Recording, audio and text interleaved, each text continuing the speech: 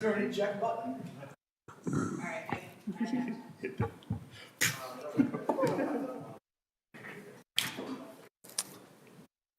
We ready? We'll go ahead and get started at 6:03. Welcome to the Joint City Council and Planning Commission special meeting. Present from the City Council, we have me, Mayor Pro Temp, and Councilmember Stephen Wilden, Councilmember Karn, and Councilmember Porter. Mayor Jim Miller is excused. And then Chairman Cunningham, do you want to introduce the roll call for the commission? Turn me on. Turn my mic on. Hey, I'll turn your mic on. We'll leave it at that. From the Planning Commission, we have myself, Troy Cunningham, Planning Commission Chair. We have Ken Kilgore, Audrey Barton, Bryce McConkey, Bryce Reed, Ryan, and Rachel Sprosky-Burns. And that's all we have. Thank you. So we'll just follow this is a work session, so we'll just follow the agenda as listed. So Ken, go ahead and turn it over to you. And I'm not very good with these buttons. Make sure you push it and then I'll turn you on.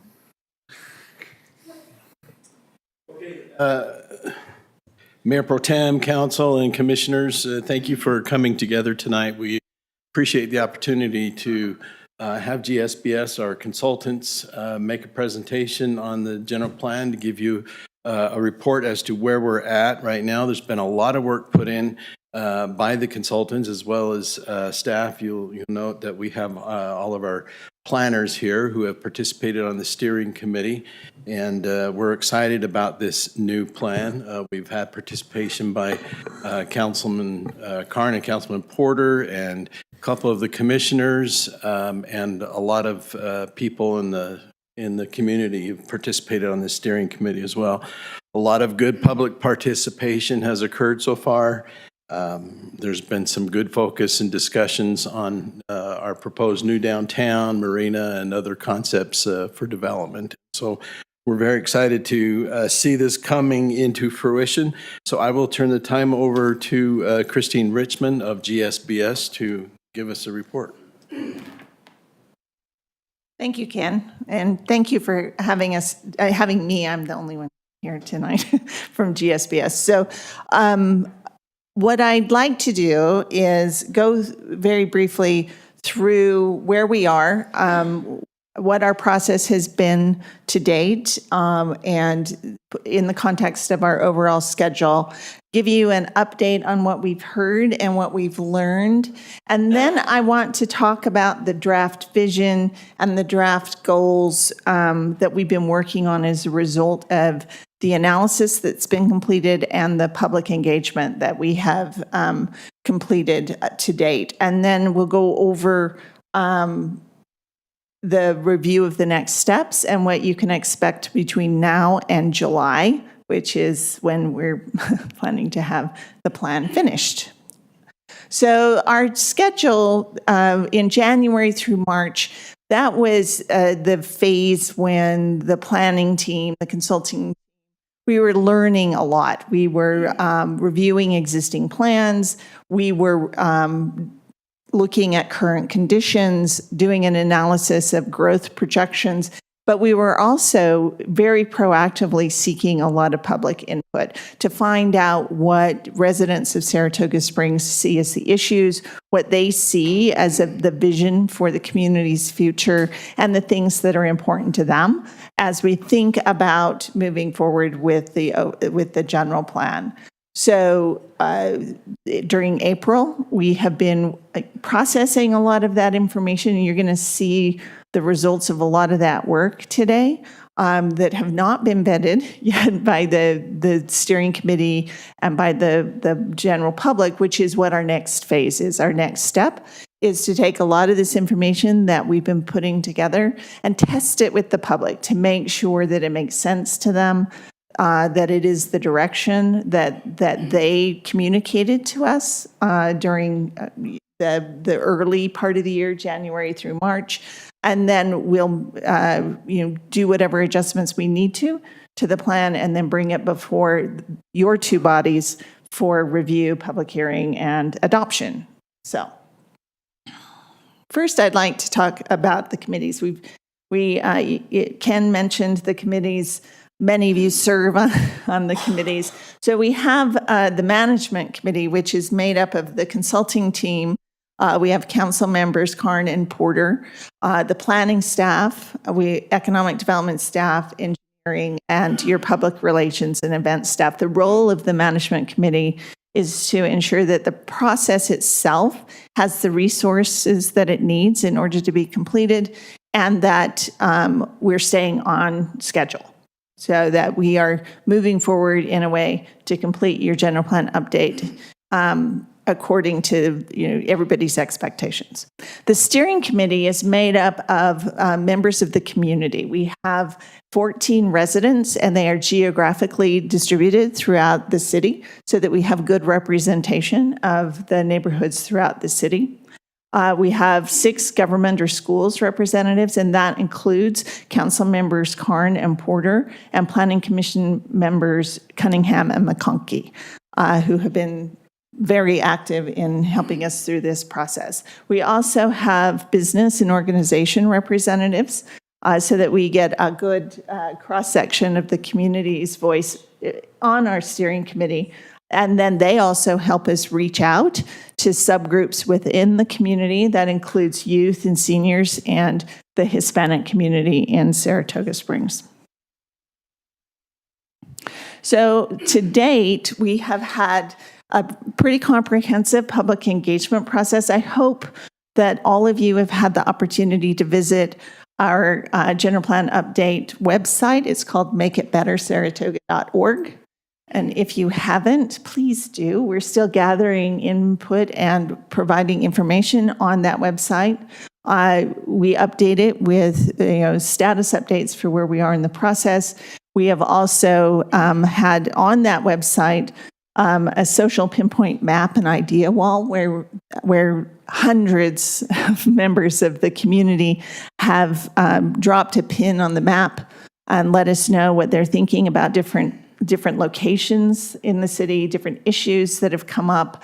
We also have an idea wall where people can post and have conversations with each other about things that are happening, things that they'd like to see in the future for Saratoga Springs. And all of that information is being gathered and reviewed as part of the process, the general plan process, and will be made available to you during the adoption process.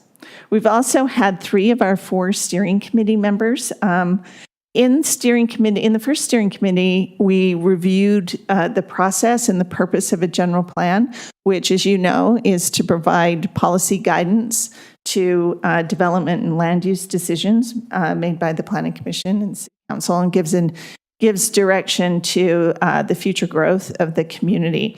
Your last general plan, which was adopted in 2017, is ripe for update, and which is why we've been going through this process. And so in their February 9th meeting, we reviewed and had a discussion of the analysis and current conditions information that the planning team had gathered. And at that time, it was clear that some additional discussion should be held about the purpose of a general plan and the growth in the city, the difference between built and entitled dwelling units was a particular concern that came up in the discussion on February 9th, and so you held a special meeting on March 29th to talk about those things. And I'll have to say that the steering committee found that to be a very helpful discussion. And as a result of that discussion, our April 13th meeting with the steering committee was very productive, where everybody got to get out their pens and markers and start drawing on maps, so that we got some input from the steering committee members about land use in the future of connectivity and how land use and growth should happen in the city. We also had them draw their ideas for a town center and for some waterfront development. So we haven't quite processed all of the maps and drawings that we had there, so I don't have drawings for you tonight. But we will be putting all of that information on the website so that everybody can see some of the fun ideas that people had. We have had in-person general public meetings, including we participated in Breakfast with Planners, and we had an open house on March 16th. And we had a survey where we were testing, reflecting back to the community some of the things that we had heard through the website and through our open houses, and to make sure that we were hearing people correctly. We had 569 responses to that survey, and we are going to publish the results of that survey, the analysis of that survey here shortly.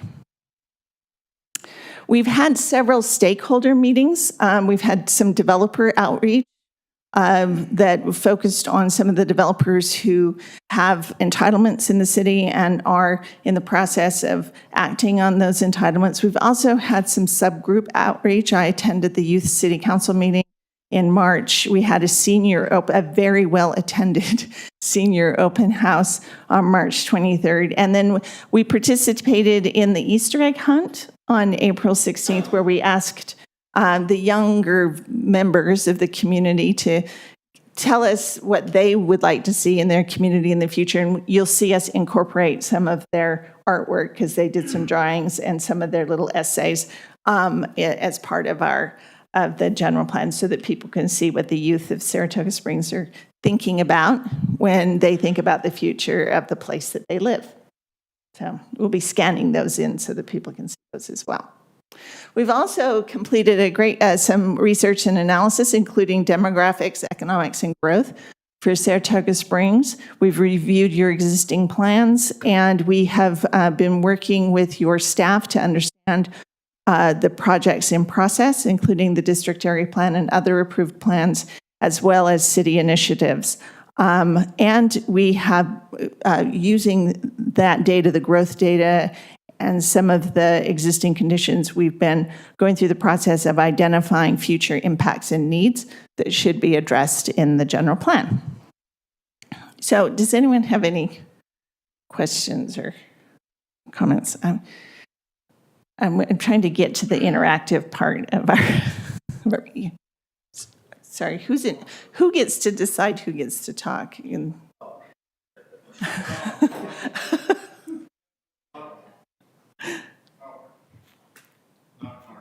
Okay.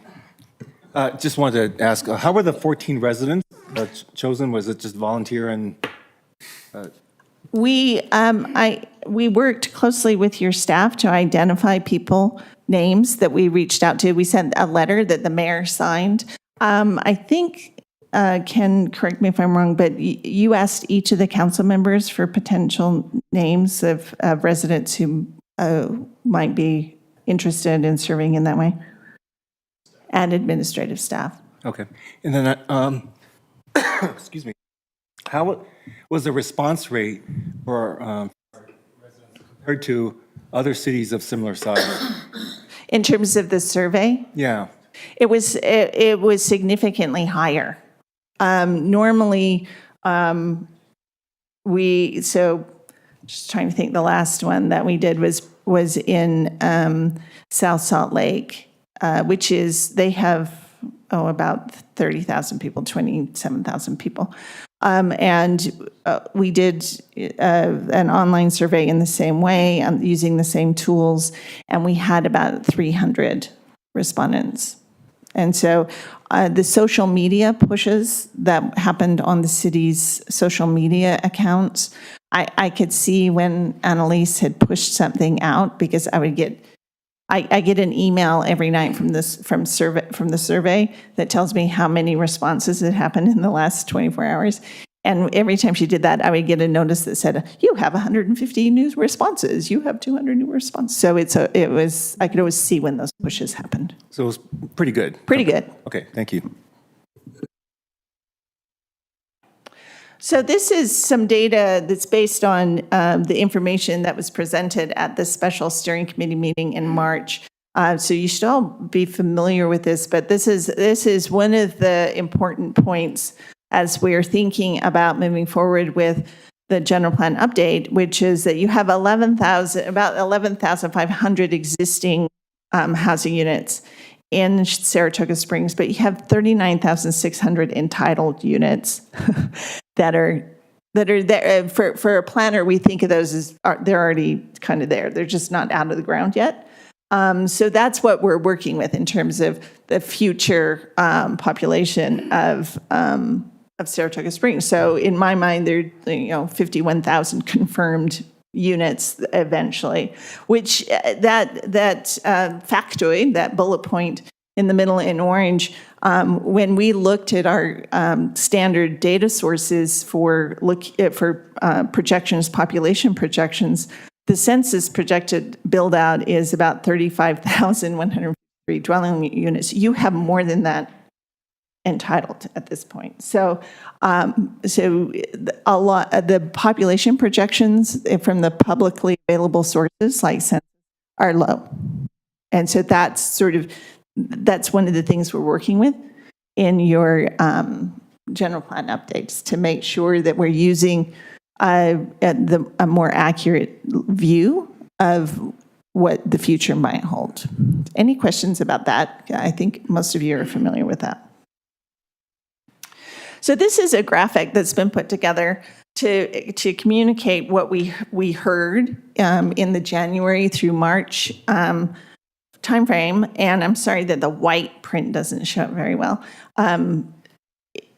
This represents a lot of the information that we've heard in the categories that we gather and work with as part of the general planning process. So we've got quality of life issues. We've got quality of life ideas, transportation, safety, housing and neighborhoods, economic development, the environment, and parks and recreation, all of which feed into neighborhood livability, recreation-centered livability, planning for growth, and being a multi-generational community. Those are the main themes that we've been hearing from people that are important to them.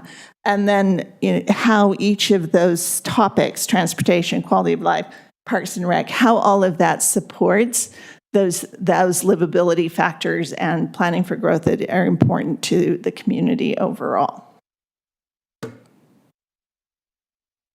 So when we're thinking about how all of that starts to come together, there are 4 or 5 big ideas that seem to be forming as a result of this general plan process. One is the desire for a vibrant downtown development that has arts and culture and community gathering as part of what happens there. So we've been talking a lot about where that is, how that happens, the waterfront, and using the waterfront as a community asset. And what that looks like and feels like for people who live here, who visit here, is another big idea. Urban design standards to make sure that what makes Saratoga Springs special to people is maintained as growth occurs. And ongoing access to nature is a critical thing that we've heard from most residents of the community, that with the lake on one hand and the mountains on the other, access to both of those assets is something that is important to people. And to ensure that we have areas for balanced future development, that stores and employment and other uses are worked into the overall land use plan so that as the community continues to grow, those quality of life elements are in place for people now and in the future. So I'm going to ask the people, the 2 council members and the 2 planning commission members about those big ideas, how we've talked a little bit about them, and I think they've been germinating for a while. If you have any feedback about them, or I think it's been interesting to excuse me, to interact with the citizens, and we've heard these things. I really wish we could develop the lake better. I wish that we had better access there, or I could go down there. It's been interesting to see how different the visions. Everybody says, "Yeah, we want a community gathering place," but then when you ask them to sketch out their version we have some wildly different visions for that, all the way from a more traditional downtown, Main Street, down Old Town kind of feel to up to, a larger, office complex and stuff. So it seems, I think it's good that we're finally fleshing, excuse me. I'm glad that we've been able to flesh out some of these things and get some ideas. These are things that at least council's all heard of while we're running for election. People constantly use these kind of buzzwords, but to put some detail and some actual information around it, I think has been good.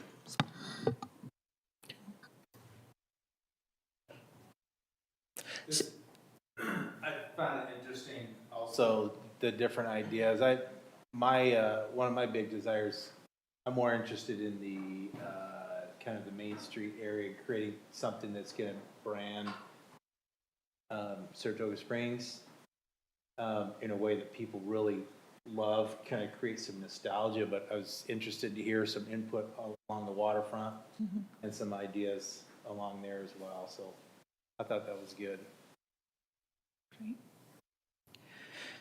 So as we move forward through our next phase of the public engagement process, we'll be putting some of those ideas and some of those concepts out and getting some feedback from people about some of that information as well, so that we could start to hone in on how we actually communicate that in the plan for future decision making. So I'm going to switch to something a little drier, which are the statutory requirements for your general plan. And you can see there are two things in red, and those are new requirements that have been that were added in the most recent legislative session. So we'll get to that in just a moment. So you're required to have a land use element that designates your long-term goals, proposed extent, distribution, location of land for all of those uses, projects population density and intensity of land uses, and these are the new ones, integrates with water use and the preservation element, and accounts for the effect of land use on water demand. So there's a new element required, the water use and preservation element, that has some specific requirements that we'll look at in just a few moments. The proposed extent, distribution, and location of land for all those uses happens on your future land use map, which is something we've been working on and we'll continue to work on and refine and hone as we go through the rest of the process. You're also required to have a transportation and circulation element. Now, you do have an up-to-date transportation master plan that we're not reinventing the wheel. So we're using a lot of the information and the goals and objectives that were identified as part of that master plan, and those fold in and get fleshed out a little bit in the general plan. And then we also take into account the impact of recommendations in this plan that might have an impact on your current transportation master plan. So we're required to provide for the general location and extent of all of those modes of transportation, and then address connections between housing, transportation, employment, education, recreation, and commerce, and make sure that we're correlating the transportation and connectivity and circulation element with population, employment, and proposed land uses is laid out in the rest of the plan. We have Fair and Peers on the team to help us do that. You're also required to have a moderate income housing element. The element is required to consider the need for a variety of housing to meet the needs of people at various income levels and allow people of various income levels to benefit from and participate in all aspects of neighborhood and community life, and you analyze how the municipality will provide a realistic opportunity for moderate income housing within the next 5 years. So the legislature did update the moderate income housing element requirements a few years ago. So we'll be working through ensuring that your current plan meets those requirements. Yeah. Is that based on cost of the homes? Is that, So they defined moderate income housing? moderate income housing is housing that's affordable to people making 80% of average median income or below. So Okay. I don't have the number off the top of my head tonight, but let's just, But there's a number. there's a number, right? There's a specific. And we're allowed to look at it both at the county level. So what is the Utah County average median income for households in Utah County? And what is the average median income for households in Saratoga Springs? And we look at it both ways. Okay.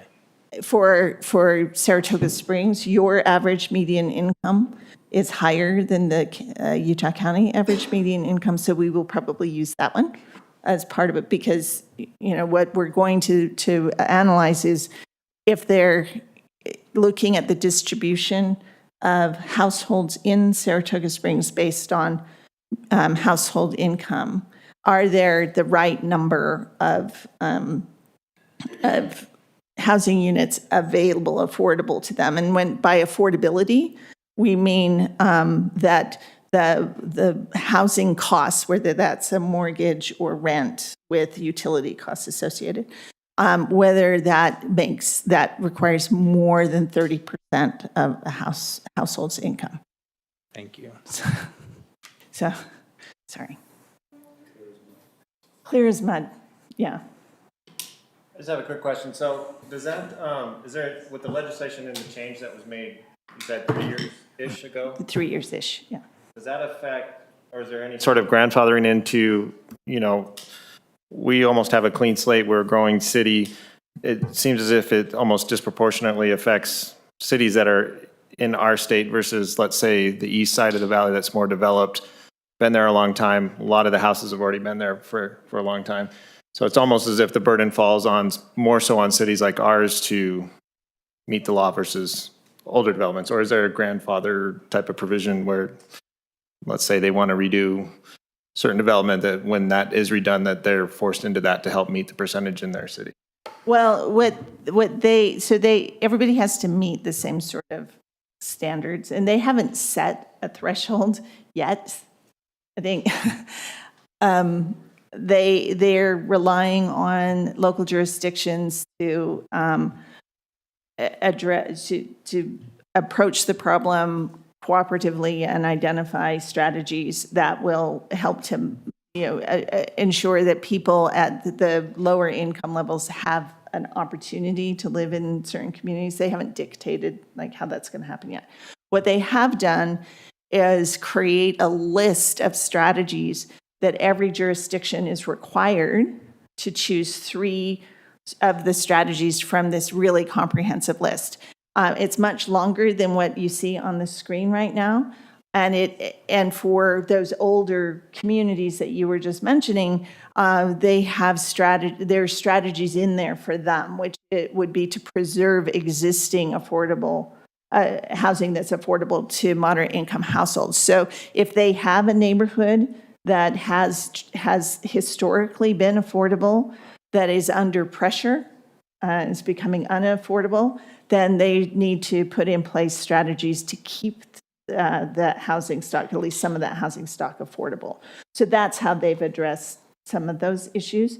But the strategies that are on this list as options for Saratoga Springs to choose from has been vetted by your staff, and these are this is the list that they feel is probably the most appropriate for what's happening in Saratoga Springs. So those include zoning for densities that will allow less expensive housing to be developed, create and allow for and reduce regulations for accessory dwelling units, allow for higher density or mixed income or moderate income housing in commercial and mixed use zones and centers, encourage higher density or moderate income housing near transit corridors, eliminate or reduce parking requirements near transit corridors or senior facilities, implement zoning incentives for moderate income housing, and the last one is to create or allow for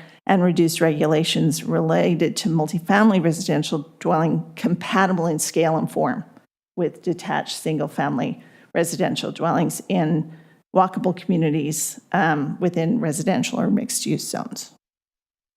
So we'll be talking about that as we go through this process to identify the 3 strategies that make the most sense for Saratoga Springs.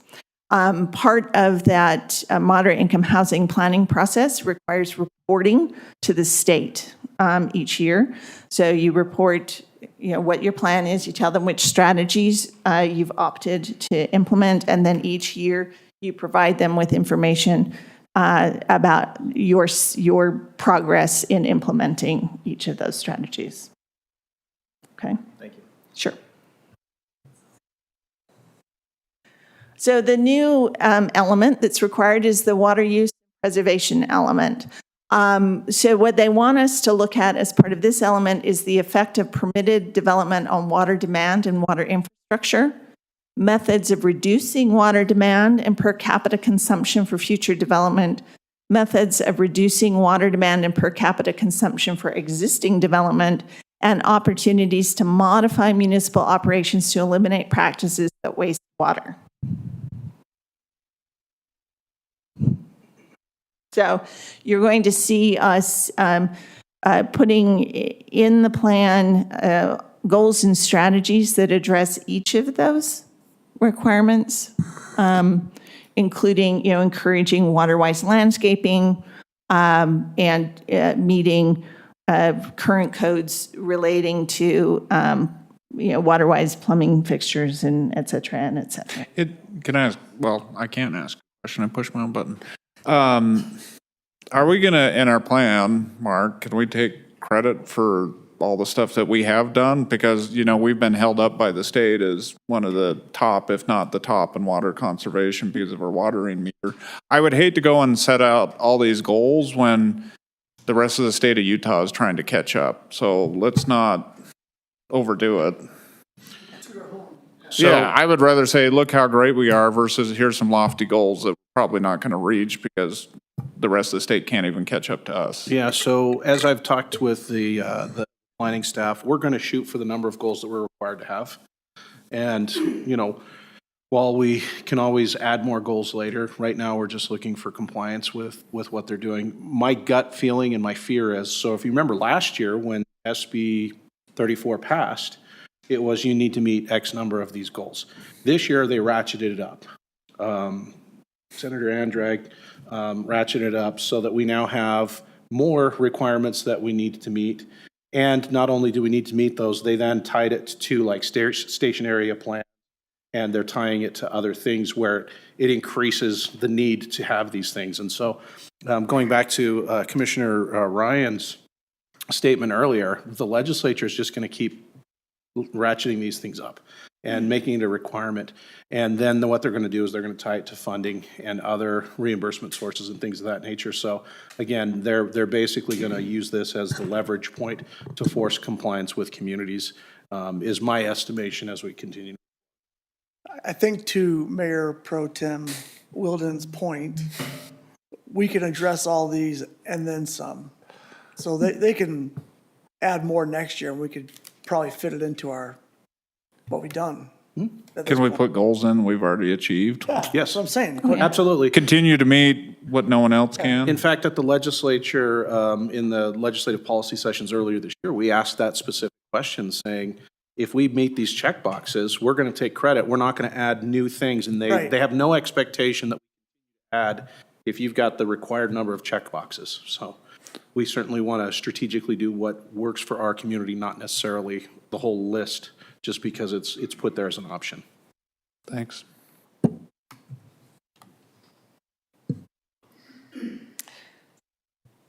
Okay, so, sorry. Then we're done with the statutory part.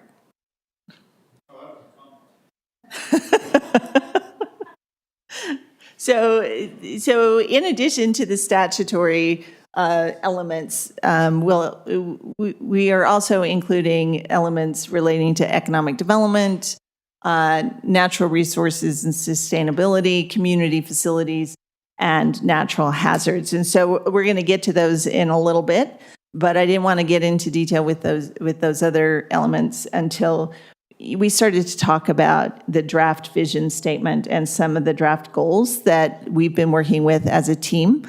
And this is where I'd like to get your feedback and some of your thoughts about the draft vision statement and draft goals for each of the elements, if we're ready to do that. Is that fine? Moving fast. Okay. So the draft vision statement that we've been working with is that Saratoga Springs is a vibrant, multi-generational community with a strong foundation of recreation, housing, and economic development, providing a high quality of life for all residents.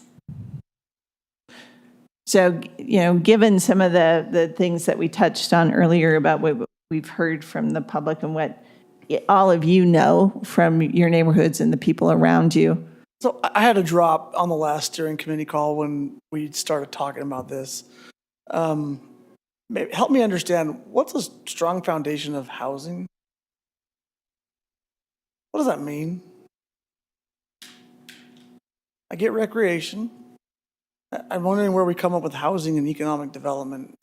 I don't know who.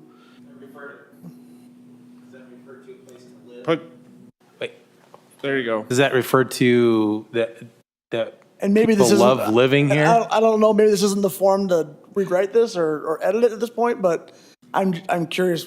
What would you put in We instead? mean. I would put anything but housing. I mean, quite honestly, that's the number one feedback we get from the residents. I don't Stop think. building houses. Yeah, stop building houses, and we have, what, 10,000 in the pipeline More. or more? Oh, 30, well, I meant for this year. 30,000. I know that wasn't the intent, but I don't want our vision statement is to develop more houses. That absolutely can't be in there. So yeah, I mean What- that's What about stuck out. changing that out for the word living instead of housing? Living? Maybe it still doesn't make sense. Maybe that's something we just take back to the steering committee and.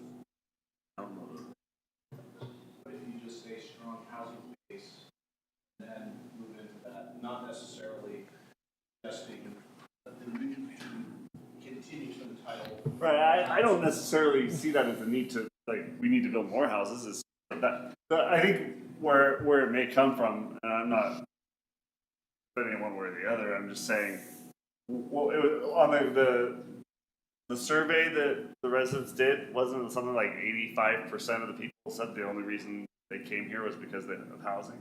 Mm-hmm. It was a huge portion, that has been why most of us came, is affordable.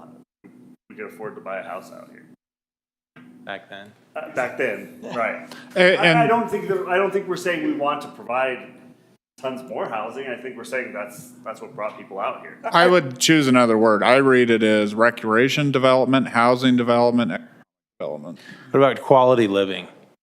Quality living, Living is a that better would statement be, than housing. And Yeah. So let me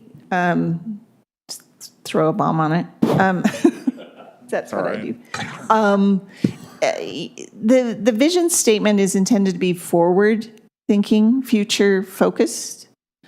And that phrase, a strong foundation of recreation, housing, and economic development, I think was intended to say, this is the foundation of who we are, and this will continue into the future, and we're going to build on this. So that it's not necessary to have that, but maybe one possible edit for you to react to would be Saratoga Springs is a vibrant, multi-generational community with recreation and economic development resources, providing a high quality of life for all residents. Yeah. yeah, I'm not suggesting we write code here tonight, but right. some ideas. It's not code, it's just vision. I know. It's just The a work term we Where we're use. supposed to rewrite code. Okay. So I hate that word in there. Which one? Housing. Oh, I just, So my suggestion takes that out? Yeah, Yeah. I like Swap it yours. out for responsible development or just leave it out altogether? I think you leave it out altogether. That's subjective, of course. yeah, I mean, you talk about housing development, if it's insinuated in that, like, half the people will say, see, city council just wants to build more houses. Build more houses, yeah.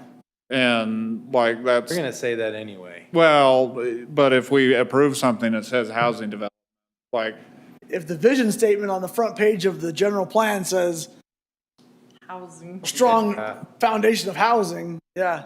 How about placemaking? Because that refers to both like the new downtown, residential areas, everything. What term? Placemaking? I would just, what you suggested, just remove it. So since I'm up here and not writing down, I'm going to repeat it. Okay. Saratoga Springs is a vibrant, multi-generational community with recreation and economic development resources, providing a high quality of life for all residents. Yeah. I agree, quality housing is embedded in high quality of life. So you don't need it. Okay. So what we're going to do with that statement, You got one more. Obviously, a vision statement is your strengths, and it is what makes you unique. I don't want to stall the momentum we have here. I'd maybe propose just switching vibrant and strong foundation. So Saratoga Springs is a strong multi-generational community with vibrant recreation, housing, and economic development, providing high quality life.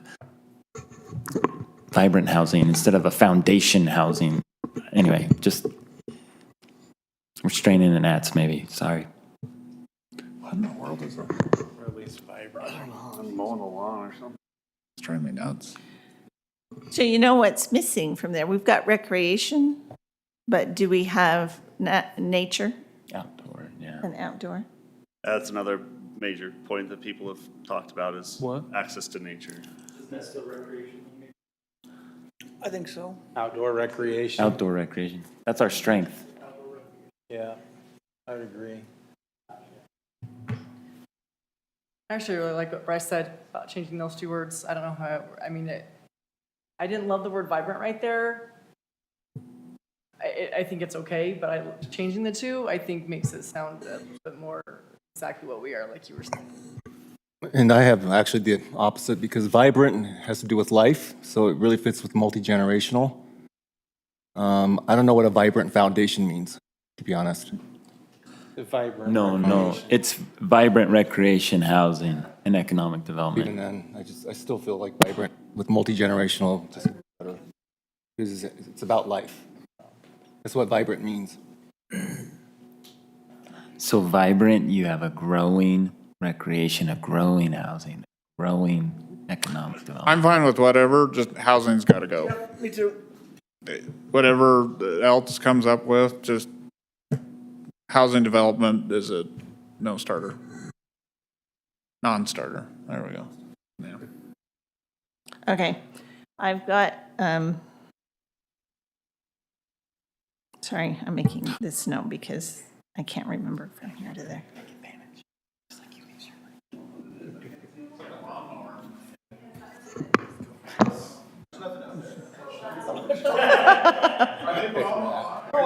None of us hear it.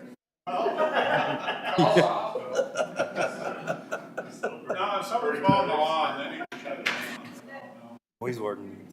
I can hear it. I can hear it. Is it the AC? The AC's right out there. It's right. But it sounds like somebody's drilling. Yeah. So if we take the suggestion to swap strong and vibrant, I'm not saying we are, but this is how I think it might be. Is Saratoga Springs is a strong multi-generational community with vibrant outdoor recreation and economic development to support a high quality of life for all residents. Perfect. Sorry. I don't really understand what strong multi-generational community is, I just feel like vibrant sounds Vibrance. more there another- appropriate to multi-generational. Is there another word that we could use in place of strong that would mean something similar to vibrant? Vibrant. We could take it out. We could say Saratoga care. Springs is a multi-generational community with vibrant outdoor recreation, and economic development to support a high quality of life for all residents.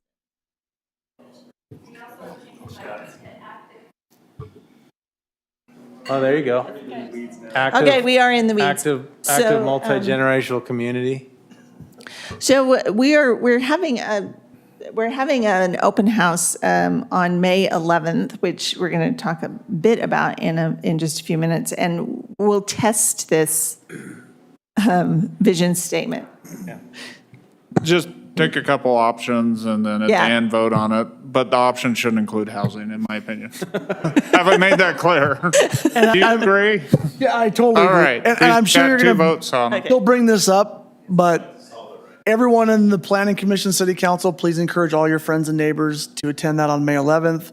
We have not had great attendance at those meetings. We need more encouragement in your own social circles to encourage your neighbors to.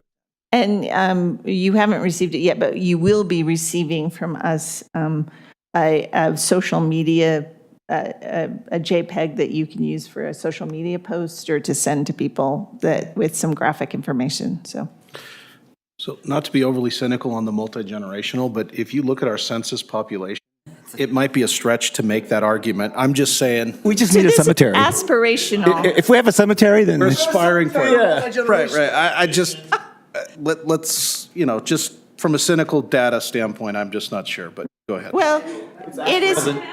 All the new housing that we're anticipating Aspirational. building. So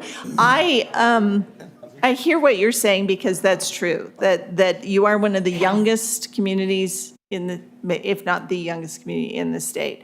What we've heard from the community is they'd like that broader range.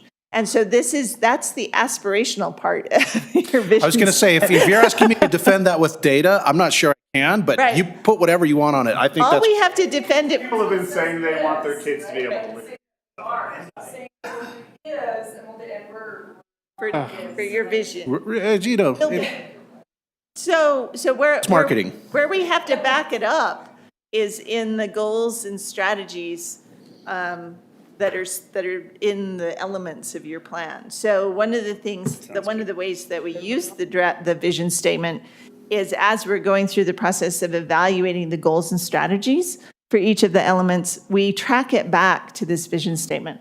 So are we doing that? Are these goals getting us to this place? And multi-generational community is one of those things that we're going to need to consistently track back to. And as well as the outdoor recreation and economic development pieces of that, making sure that as we put together your future land use map and as we put together your goals and strategies for each of the elements, we're tracking back. Does that make sense? See, I love that part, the wordsmithing, the vision statement. All right, so now what I want to do is go through, so we have several elements of the plan, and we have some draft goals. And the community values element it's in the community values chapter where we start to talk about those big ideas where things kind of come together. And so in this particular chapter, some of the draft goals are maintain a strong community identity. Under this goal, some of the strategies might be to identify and pursue the development of a town center. That includes arts and culture and community gathering space. What is it? What is it? It's like they must be doing some disaster. Just tax-free organization. That's okay. That's funny. That's funny. We're moving outside. The second goal, draft goal for community values is enhance community connection to natural areas. You have a comprehensive trails master plan that does this, and you'll see in the parks, recreation, open space, and trails element that we talk about implementing that plan and ensuring that as development occurs, that those connections are preserved and maintained. This is something that has been really important to people as we've been doing our community outreach. Access to trails, access to parks, access to natural areas is something that people value in this community and see as a core value for them as part of why they live here. And so the plan encourages preservation and enhancement of that. Improve access to amenities and resources for all community members.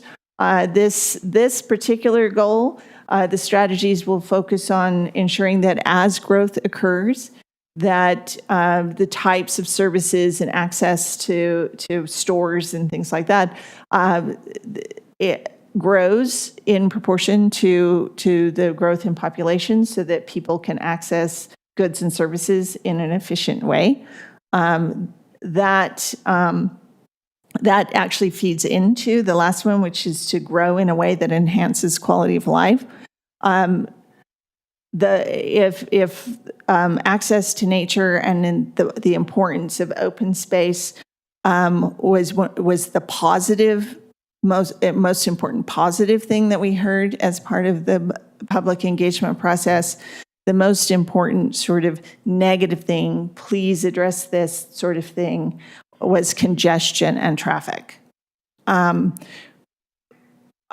don't think that statement's a surprise to anyone in the room, because we all, when you try to get around Saratoga Springs, there's congestion and there's a lot of traffic.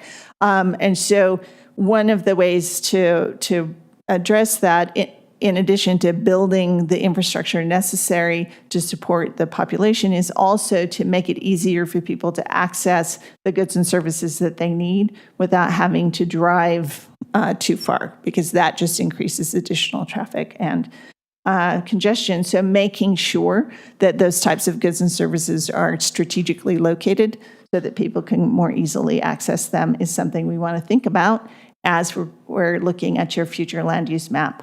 And how you might want to grow. Any thoughts about that? So on our vision statement, it said economic development, but our goals don't list any kind of economic development. So that's an excellent point. We do have the economic development chapter, but I think you're right. We need to make sure that we incorporate an economic development strategy into the overall community values.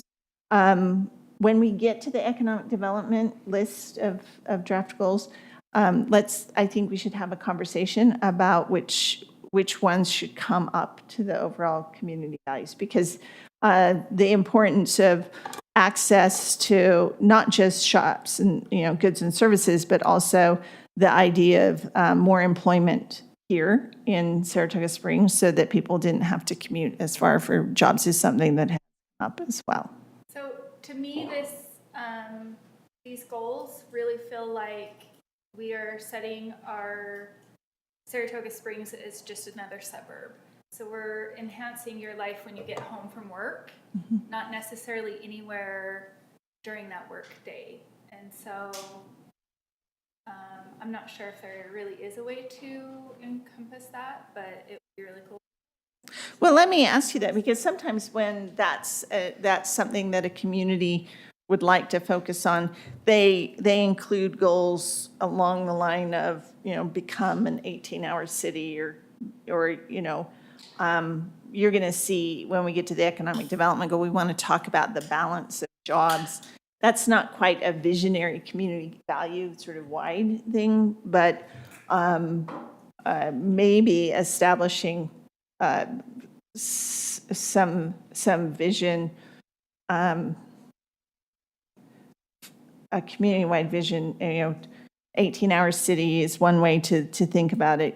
That people are here. I think it's okay to have that as our goal, is to have a community that is of a family life and after work kind of situation. But Okay. I don't think that we can put our vision as an economic development strength but then the rest of everything else is just solid after work hours. I think that's a good point, because we've always talked about, hey, we want this community to where you work, live, and play. And I think, as a council and the planning commission, we've been pushing, hey, we want more office building and more work centers and other things like that to enhance the work side of things. The retail's coming on its own right now, and we don't need a lot of help there, but it's really the work part of life. So I think that's a good point. I'm wondering, maybe economic development section is where we really address that more than under community values. I like your suggestion of taking one out of economic up here. So Yes. it becomes- Well, not to argue against myself, but I actually, I do it all the time.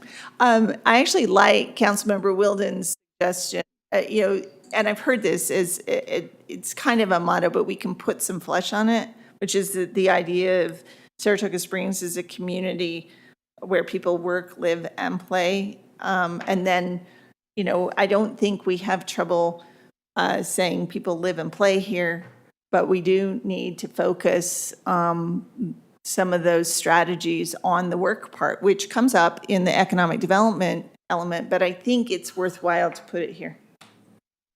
No? That buzzing noise is driving me crazy. I got quieter. Yeah, they just shifted gears.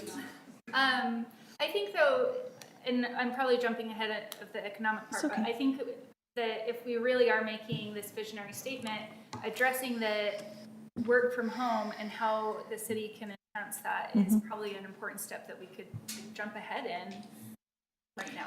Absolutely, and we've been working with communities that are thinking about that, what that means, and that's true of some of the older legacy communities as well as new communities in terms of how do you support people who are working from home.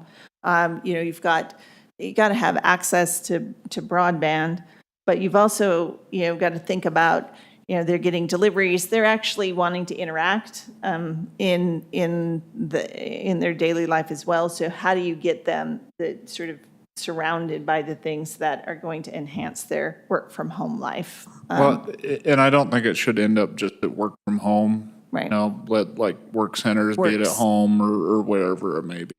Yep. And I know some of it's in economic development, but if I'm reading this correctly, this is an overall, like the top of the house values. So to some, it's appropriate from there. And maybe we should make sure if there are key sections in there, at least one from each deck or sub-deck or whatever you want to call it, makes it through. Okay. So when you look at the map and you see the pinpoints that everyone, gave thumbs up, thumbs down, or ideas on how to improve, a lot of the thumbs down or ideas to improve are kind of based around safety.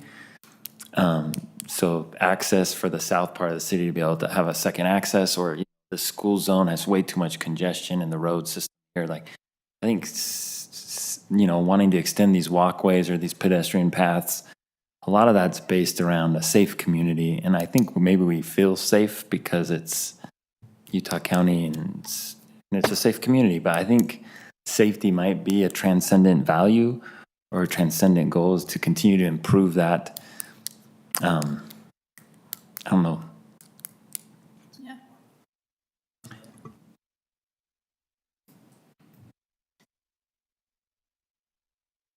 So I'm hearing at least two additional. One is the work, live, play, and one is something focusing on safety.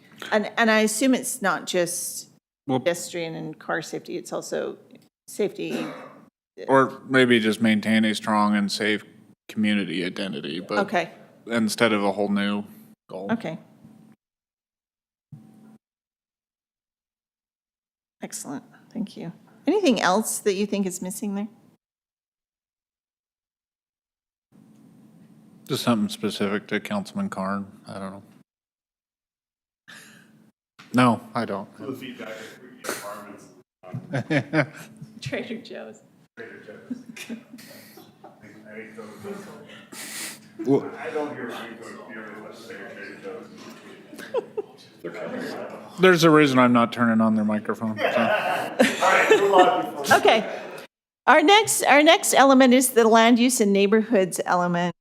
Identify appropriate locations for a full range of land uses in the city. And this one, I think we need to really think about because right now in our current market,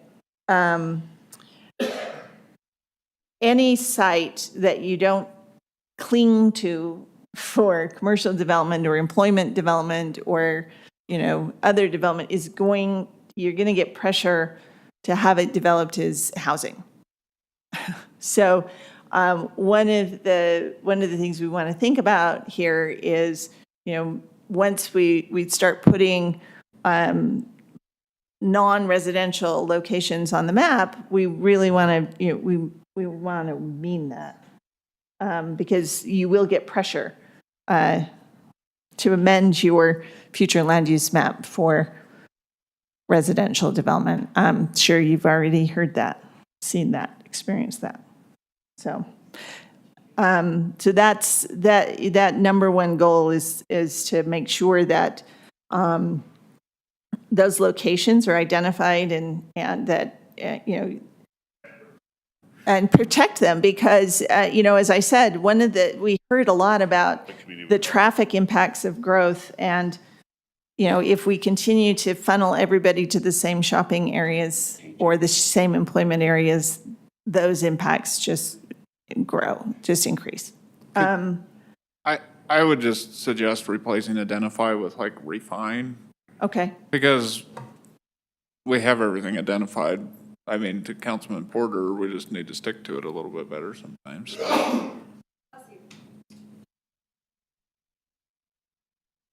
Okay.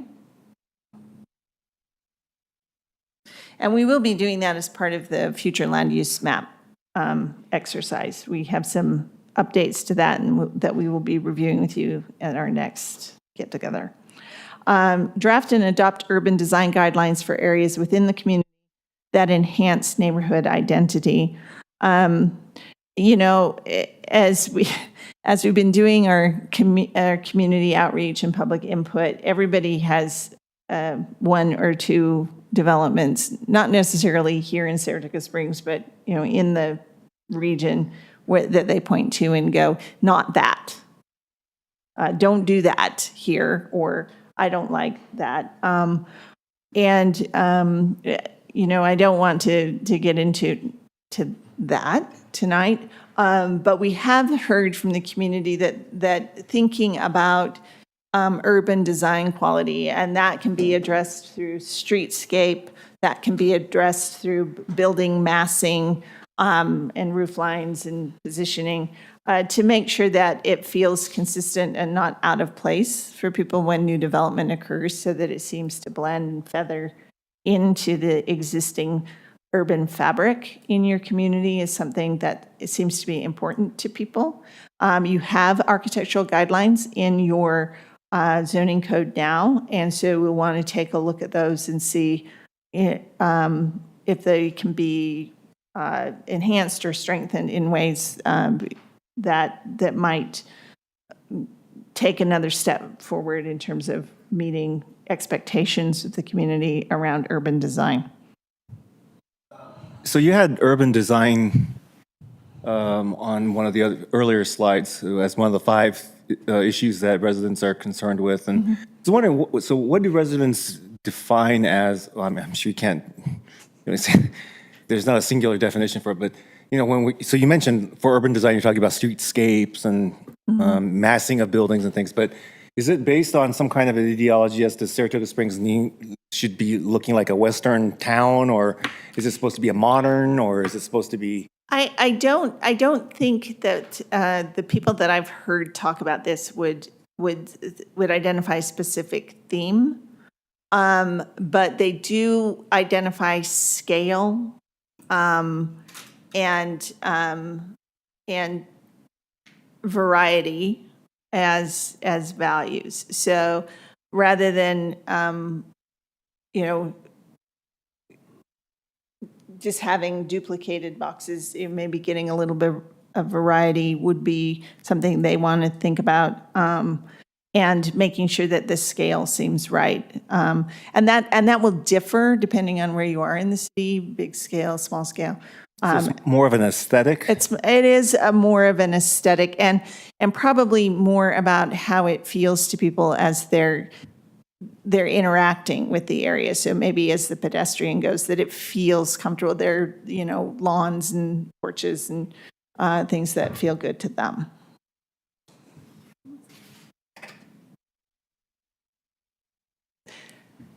Okay, and then preserve critical open space areas along the waterfront, foothills, and throughout the community.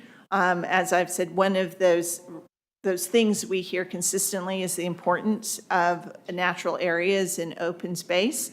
And so several strategies will be identified to make sure that those critical areas are preserved. Provide equal opportunities for residents to access goods and services, employment, and recreation throughout the city. This is actually sort of twofold. One is to make sure, once again, that goods and services are accessible and employment is accessible to people throughout the city, but also to make sure that we're making sure that everybody, regardless of age or physical ability, can get access to your open space and to amenities and services.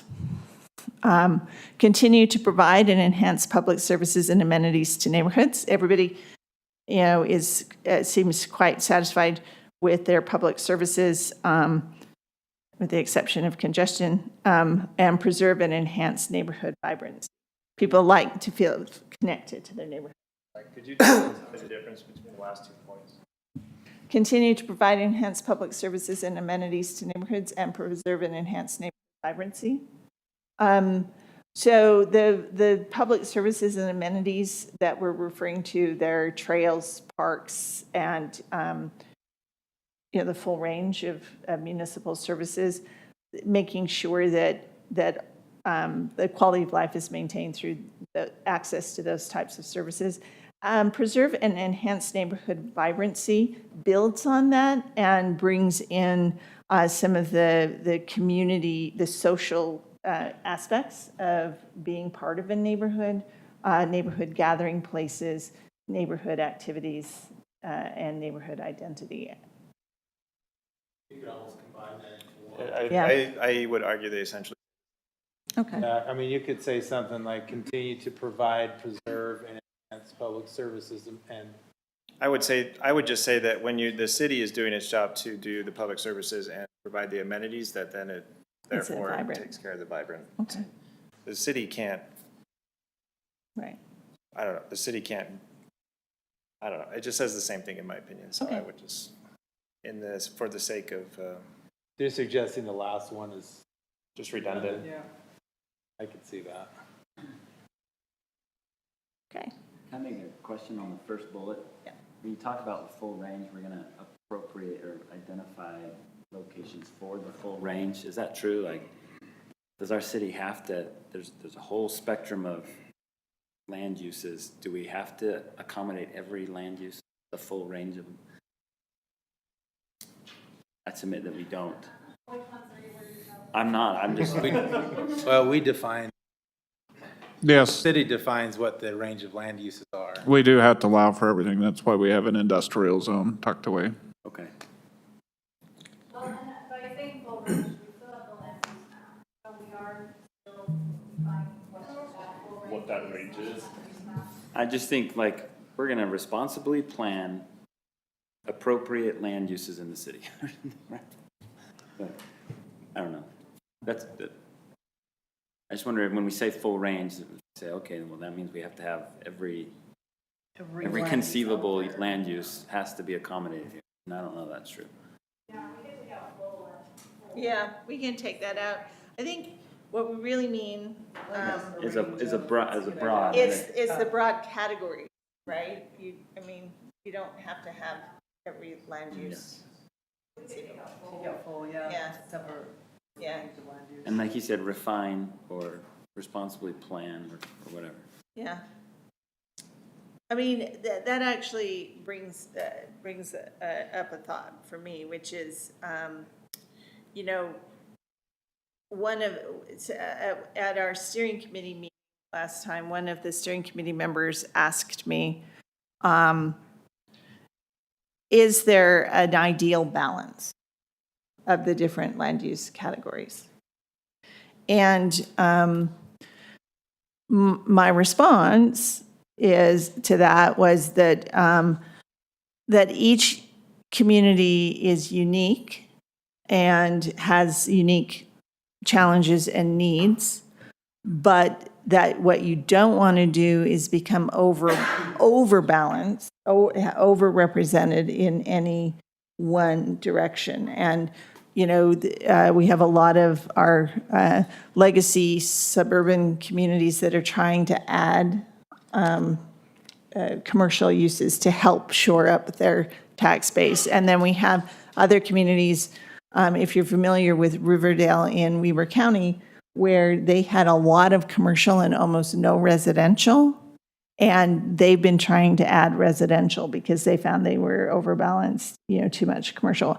And so, there isn't a golden ratio, but each community should think about how their land uses contribute to the overall sustainability of the community, including fiscal sustainability and tax base.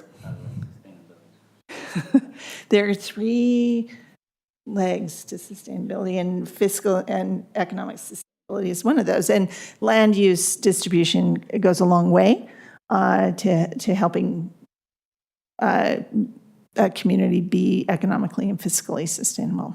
Christine? Yeah. There's probably some national standards or guidelines you could go by. I know, like, there's a national parks and recreation standard of having so many amenities or so many parks within a certain amount of area. And I would assume that would be the case, maybe generally with economic development. There are some standards, and but it depends on if it's a core city or a fringe city or a suburb or an exurb, which is standards about commercial square feet per 1,000 population. We also can have standards related to jobs per 1,000 population in the employable age range. And so those are standards and guidelines that we can identify as part of the goal setting process for the general plan. If you want to shoot for a certain number of square feet of commercial per 1,000 population. Now, because you are a regional magnet, because I think Doug had a recent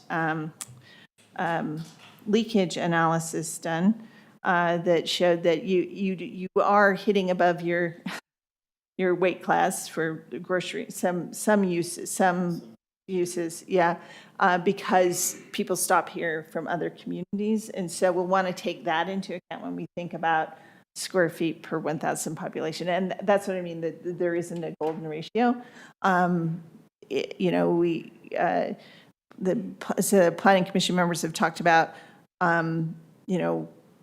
being a bedroom community and maybe wanting to, enhance the work part of it. So we want to, right now, we don't want to necessarily lock ourselves into what your current ratio is. We want to look aspirationally towards, what you want to be, how many jobs per 1,000 population you want in the future. Does that make sense? Yeah. So we can look at those guidelines, but we'll need to make sure they are meaningful for Saratoga Springs. Any other thoughts on the land use goals? Anything missing? That's my favorite. Everybody's getting tired. All right, the housing element. Encourage a variety of housing types at price points and densities that support all stages of life. Just remove density and then it's fine. No, I'm serious. Do you agree, Karn? Where is it at? The very top one. Oh, yeah. Price points says enough. Yep. Just remove and densities. Density needs to go every time you mention That's like a huge outright, yes. anything more than, 1 unit per acre. And it's not just the city, it's the whole state, so. Although density means even 5 units per acre is a density.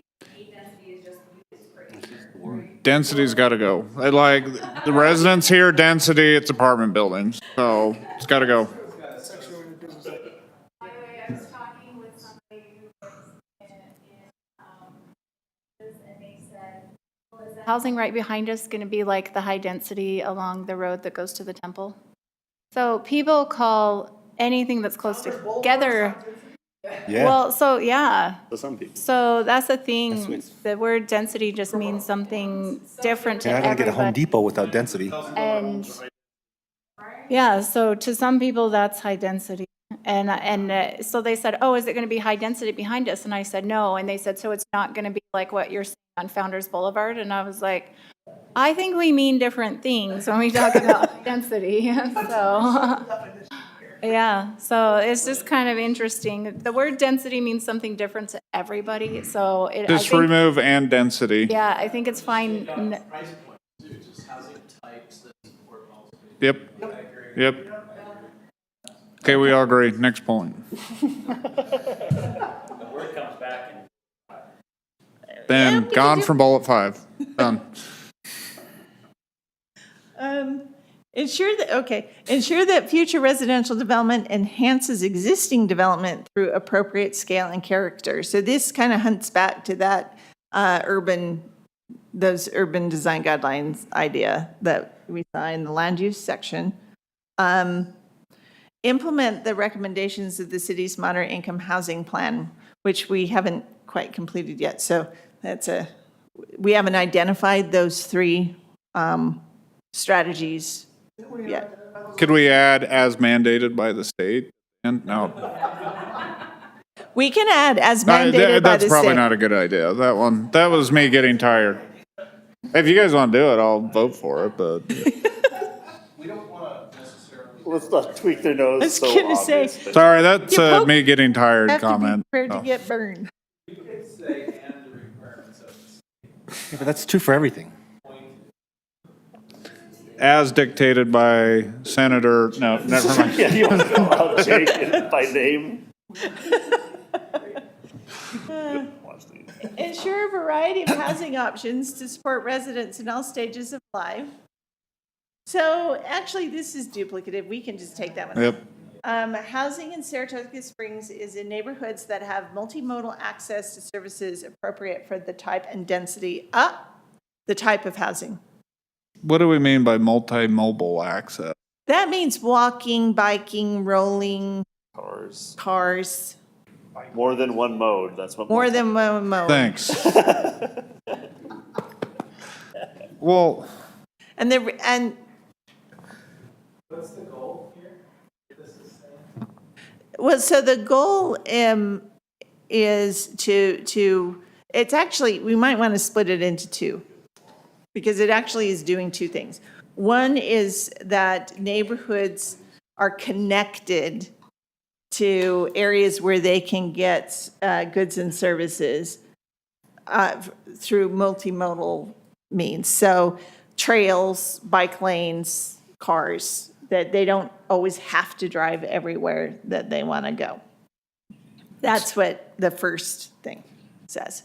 I think I would just simplify, maybe everyone else understands this, but I would simplify multi-mobile and just say that allows for biking and put connectivity, ease of access. Because multi-mobile, that's like me citing 12 CFR 9 to you guys. So, and you have no idea what I'm talking about, and that's the point there. So I know, I do speak in planners.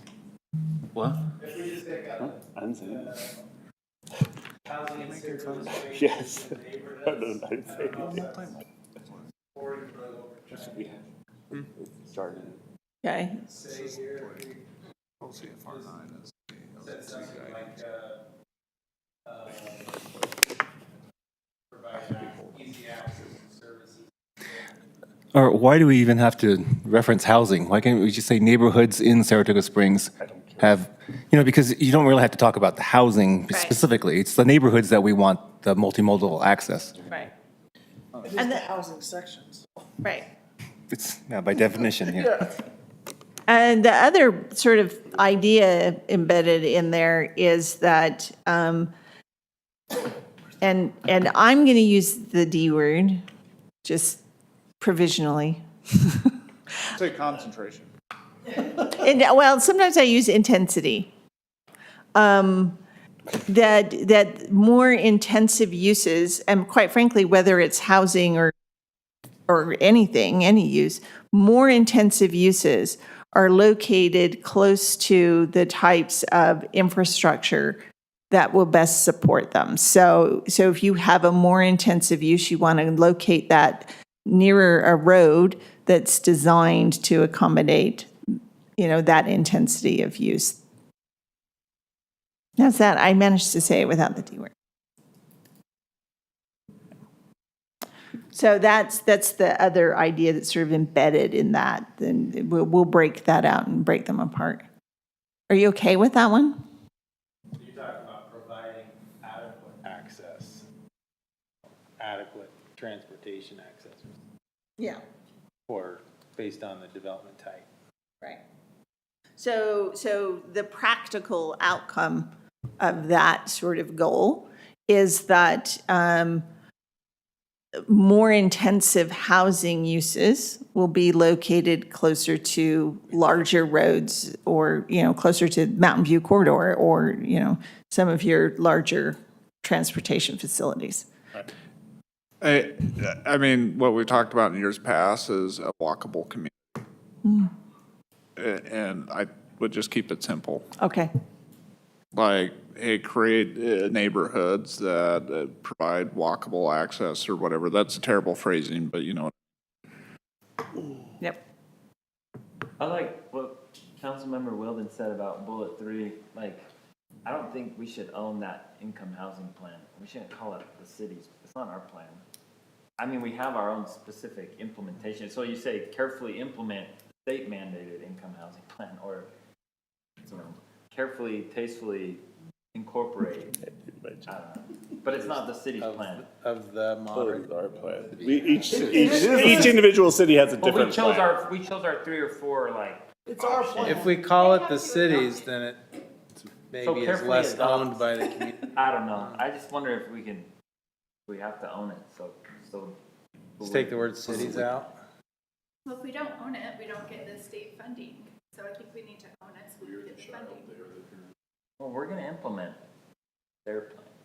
It's not their plan. They're giving us a framework, and we have to adopt a plan within that. Well, yeah, and while I agree with the concept, I said it somewhat facetiously because the state legislators, they do look at this stuff, or at least their admins do, right?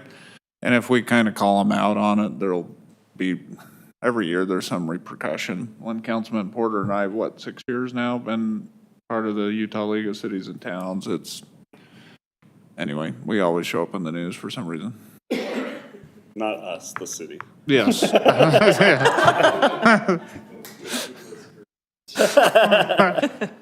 You saw that? But I mean, I agree with what you're saying, but Yeah. there would just be repercussions probably.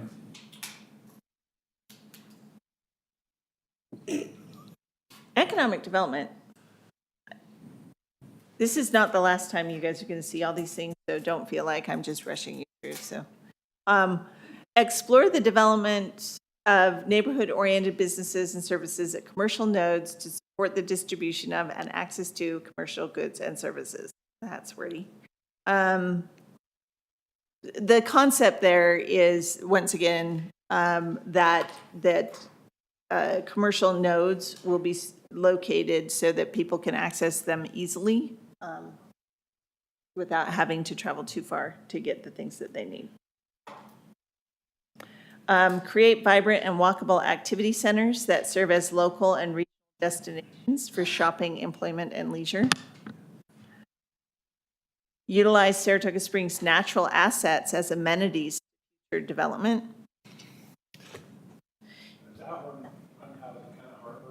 Okay. Because of the development, because as soon as I see that, hey, so you're going to throw a 30-story building on Lake Mountain or something, could we change that to for future and how about enjoyment? Something like that. I don't Future know. improvements, because that could be parks, it could be anything. The third one. Utilize Saratoga Springs' natural assets as amenities to future development.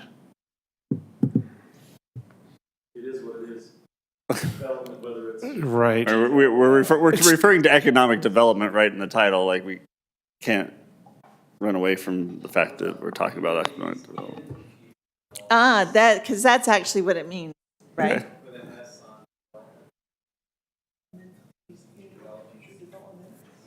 That's fine, yeah. So part of what we were thinking would fall under this in terms of strategies would be to incorporate, park, trail, open space assets into all types of development, so that when people are shopping, they're still green and to reinforce Saratoga Springs' identity as a place that's connected to nature. That could even equate out to a splash pad down by the lake. Right.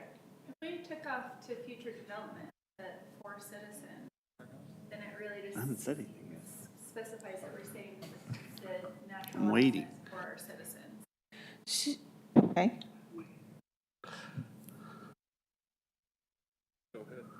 Well, they're still talking about the other one. I'm waiting for a resolution on that one before. What? Sorry. Oh, I'm on bullet 4, so once we've finalized what we're talking about. well, we'll rework that to take the idea of that we're paving over paradise. You could just take out to future development. Yeah. Sorry. A little Talking Heads reference for those of you who are as old as I am. As amenities. Did you get that? Isn't that what they're saying? Oh, no, not that. Oh. got his. What did he say?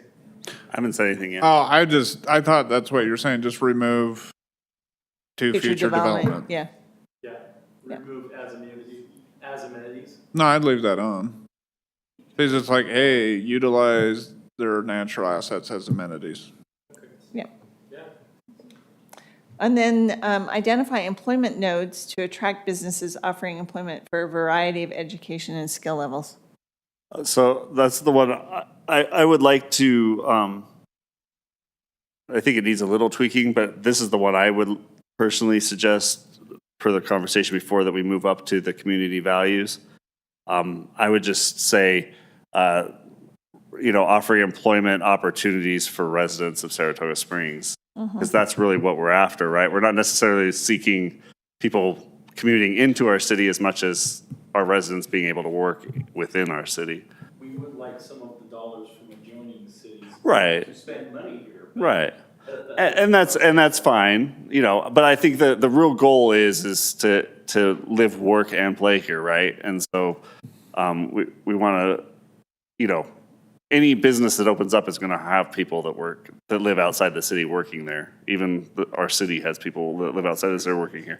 But we need to, I think the focus is to provide things for the people that live here. We don't necessarily need to provide jobs for everybody as much as providing jobs for the residents.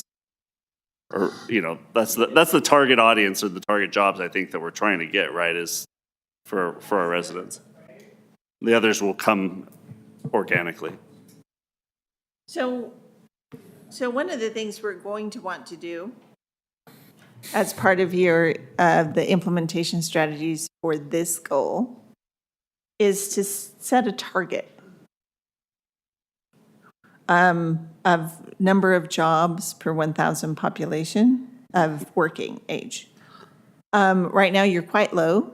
Some communities have set, a goal of 1 for 1, one job for every, household, or 1 job for.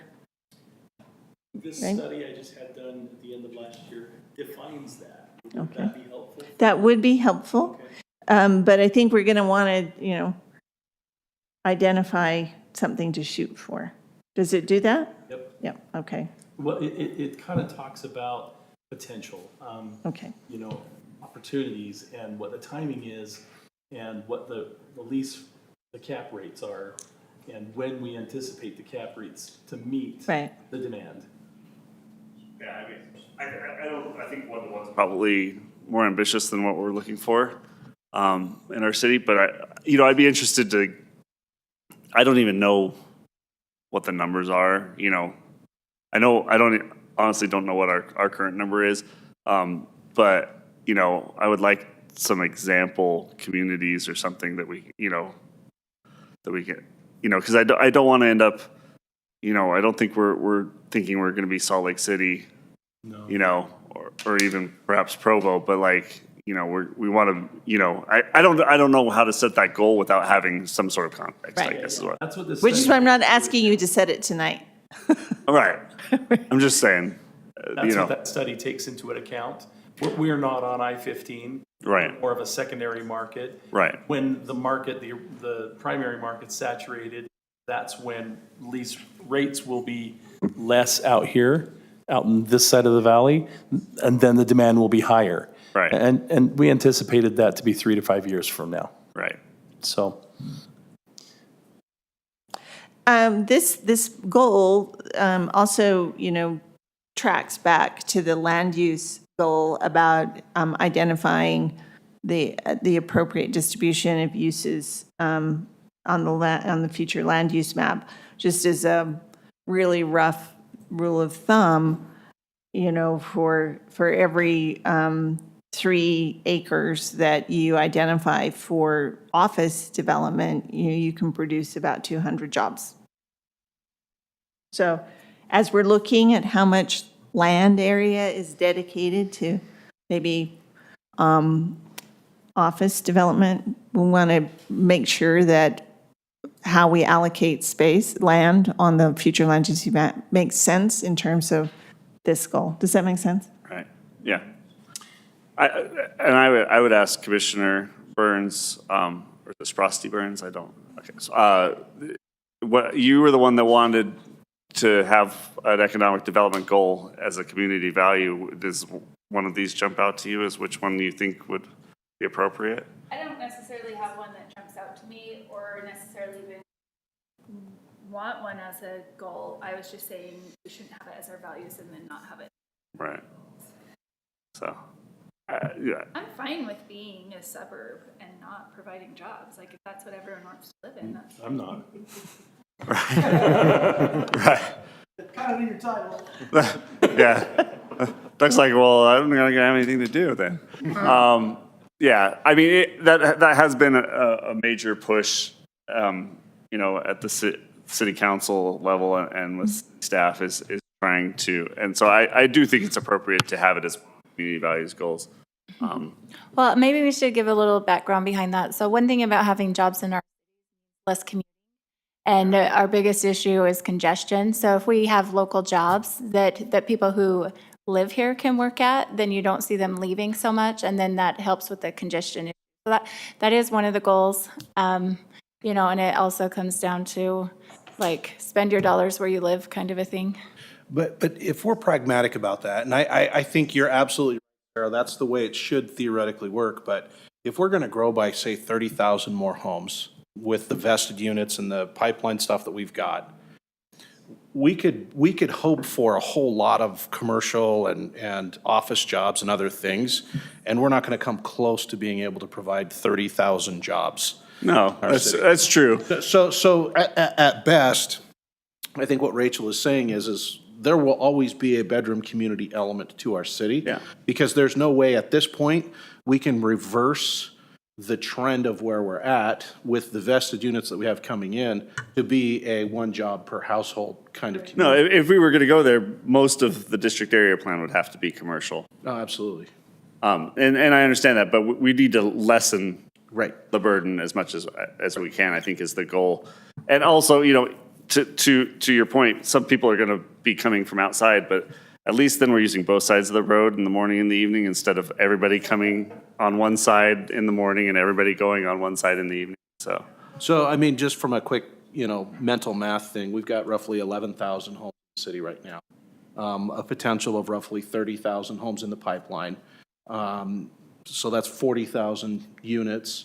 At some point, our demographics will no longer be 4-point-something people per household. It'll be more like 3.25 per the rest of the state. And so that'll put us at a population somewhere around 125,000 people. If we're asking, how much of that job creation can we sustain? Yes, there will be the commercial jobs, the other things for, various, income levels and things. But again, strategically speaking, to the council's goal, which is as much job creation as possible, we need to be very succinct in any rezones and other things that we do that change land uses from job creation to housing. Because financially, we're already way behind the curve on a balance that probably makes more sense. And so we'll need to work on what that balance looks like. Preaching to the choir, Mark. Yeah. I'm just trying to give the math, though, that goes behind that. So 40,000 homes, what percentage of the community should we have from a job standpoint? Well, and some of the earlier comments were also facilitating work from home too. So that could be an element for it, and the nature of the workforce over the last 2 years have changed, so. That's exactly what I was going to say is, I now work from home and I don't want to ever go back to, working physical, because I could do that. And also, for example, my brother lives in New Jersey. He works in Manhattan, but he said so many people are now trying to find jobs elsewhere out of the city in states like Utah where they can just work from home.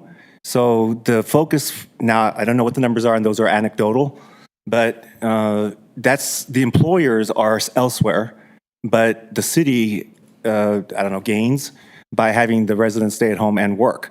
And so ultimately it becomes a quality of life issue as opposed to creating jobs issue, assuming that trend continues. Do we want to add a economic development goal that focuses on facilitating remote work? I think that would be. Because that also matches the goal of people not commuting, right? Ken made a good point because quality of life is somebody works from home. Your quality of life looks a little different than when you were, I'm assuming, than when Right, you're so, commuting. So what does that look like? yeah, so, well, for me, it's great, of course. What additional amenities do you, as someone that works from home now, do you appreciate a little more different than when you were commuting? So what I do notice is that we don't have as many options for home delivery, like for food and things like that. Because a lot of folks who do work from home like to have home, home food delivery. Or actually, not just, for home food delivery. And then for the folks that my brother talks about, he says that they're looking for things like affordable housing or access to nature, things like that. They're leaving the city because they could take their jobs that are portable and just pick places that are nice to live in, and so it's just basically enhancing the amenities and quality of life of the city, I think. I think the natural amenities that Saratoga Springs has to offer is a huge win. Yeah. That's a good question. Maybe it doesn't fall under economic development. We talk about, we want businesses that meet all levels of education. Do you ever, on the economic development, target education, bringing in education options into the city? Yeah. I don't know that needs to be on our goals, but. But again, that's not it's a job center, generally not the highest job center, unless it's the district offices. And then we also have, in most cases like that, it's going to be tax exempt land. So we lose doubly in that regard. And then it's also a high traffic generator as well. So it compounds some of our problems. Good. From an economic development standpoint, yes, it does make a good balance and a good vibrant community, and it's a good draw and it's good people numbers, and there's a lot of elements that are positive. But it's generally not your sales tax driver. It's generally not going to be a property tax driver. It will increase congestion, but it's a quality of life thing that is really awesome. So we kind of have to weigh the pros and the cons from that from an economic development perspective. I mean, we might want to talk about the importance of schools to neighborhoods in the neighborhood section, because I think a lot of people feel connected to their neighborhood school where their kids go, and The 37 students per classroom. yeah. Okay. That's not a goal we can control. So the goal would be continue to work with our key partners, the Alpine School District Board.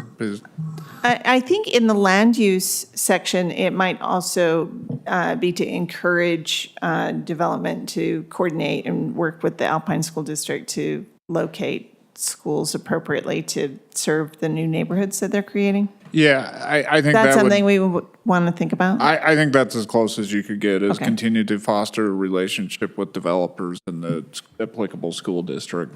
Okay. So to your question, Ken. What? Yeah, I mean, that zero control over it, other than, please. Yeah, they bought property to put it on Redwood Road. If we have 3 to 5 years before we're at this point, critical mass point, realistically, how much businesses and economic development and jobs can we put into Saratoga? I mean, we're talking about a city that's long and narrow. We don't have, how are we going to spread that out? Or where is this all going exactly? And do we really want to have that as a key goal? I mean, all of these people that are complaining that they moved here and the traffic is terrible, well, yeah, because you moved here and now you're commuting somewhere. That's part of why you moved here, is affordable housing. So, I don't know. It almost feels like economic development maybe shouldn't be a part of our city plans and goals, because really, like, what are we realistically going to achieve in the next 3 to 5 years that would make any kind of impact or difference on the 35,000 homes that are going to be here? But, just a second. Here, I'll turn you on, Mark. I got to find a new phrase. I forgot what I was going to say now. Mark, go ahead. Okay, everyone, the key is just hit your button when he starts to speak. So in answer to your question, if we don't act now to encourage, say, SLR to set aside a large tract of land for future job creation, yeah, we don't want to rush it, and we don't want it to turn into apartments, and we don't want to rush it and have it turn into something that's not a viable job center. But if we don't start planning today and include that as a critical element of what we're doing today, we won't get the land set aside for the future. And so from a practical standpoint, if I could use Patriot Park as an example, we bought acreage there long before we knew we were going to need to build the park, but that was to make sure that we had that for the future. If we don't act quickly to set some of these economic development goals, especially with job creation and other things, it will pass us by and it will become housing, which further compounds the problem. So it's one of those things that you know, if we don't plan for it, it will become housing, and housing doesn't solve our problems, because depending on the yield of the housing, we're losing money from a property tax standpoint to service those properties. And so our residents don't want us to have high density. High density is where you get to the break-even point. Our residents don't want that density. We don't want to give that up to housing that's a money loser for us financially, and it helps our sales tax dollars, but that's really not the sustainable nugget that we need. We need the ongoing job creation. We need to keep people here. We need to be able to let people live, work, and play with the minimal traffic commute. If you look at the 2040 and the 2050 MAG numbers for commuting, our commute from here to downtown Salt Lake, off-peak hours, you can make it in like 40 minutes, 35, 40 minutes. They're talking about a 3-hour commute from Eagle Mountain City Center to downtown Salt Lake in about 10, 15 years because of the traffic congestion. And so again, housing alone will further exacerbate our problem. So we have to find a balance, and if we don't do it now, we're not going to have a chance to reverse it in the future, because the economic value of scraping land that already has housing on it, that's already at a peak demand, it'll never justify wiping out 100 homes to bring in, a couple hundred jobs or something like that. So it's strategic, and right now we got to hit it hard and keep Doug really busy, making sure that we preserve that anchor for our future. So where are these centers these businesses going in that are going to provide those jobs? So from my perspective, and then I'll let Doug, we have Foothill Boulevard, which is going to be Mountain View Corridor. We have that coming in. We have a couple key intersections along that if we think about that as becoming the I-15 of the west side of Utah County, we have a strategic, we know where that wants to be. We know where those jobs want to be. They want to be right near those interchanges. They want to be along that corridor, and that corridor becomes, think of I-15 on the east side, where are those critical job nodes, and it's where you have those off-ramps. It's every few miles where you've got those interchanges, and we have a 13-mile stretch through the city that we want to strategically put those nodes so that as people come down from Salt Lake County and as they ultimately cross the lake on a bridge, hypothetically, we've got job centers every few miles that will work to provide those job opportunities here in our community. Doug? You said it all, but I thought it might be helpful. I just pulled up a map to show you, but basically there's a piece of property that, when do you get the opportunity to have a one-owner, 240-acre parcel of land that you can completely design as your downtown center, which would be close to Mountain View Corridor, close to Pioneer Crossing, and close to Crossroads Boulevard. It's all right there in the concentric of everything, and it's like the perfect storm. And we need to strike now and create a master plan so that and we've already got the demand. We've got developers coming in right now saying, "Hey, this is perfect. The church is amenable to me coming in and developing this property." And we're saying, hold off until we get a master plan, until we can decide what we want this to look like. Because we want it to be an area that we're proud of at the end of the day. That's really what we're aiming for, is at build out, we want to be a sustainable community that we're all proud of. And so this is the piece of property that we're talking about. And once you look at it with all the transportation on there, it kind of gives you an idea of what all this looks like. Is it too specific to put in something about building a downtown? So Mountain View. No, it's not. Runs here. Got all these roads here. Town center, That's the yeah. piece right there. So I think we need to identify that without. So that's the business center. That's the employment center. Additional commercial. I have a big box. No. That's a piece of that. People hear downtown, they think downtown Salt Lake. City center, that's what we've always called it. Tony, right there. We can decide what it Center, community city center. Oh, I'm sorry. We Yeah. can decide what we want that to be later. Well, it's already being developed into residential, and it's too far away from the city center. We got a Yep. side conversation going here, Doug. I'll show you. This might be a great Concept point plans. for you to bring back to the committee and kind of, work on that with them kind of as a whole. So Yeah. I think generally Doug is not paying attention.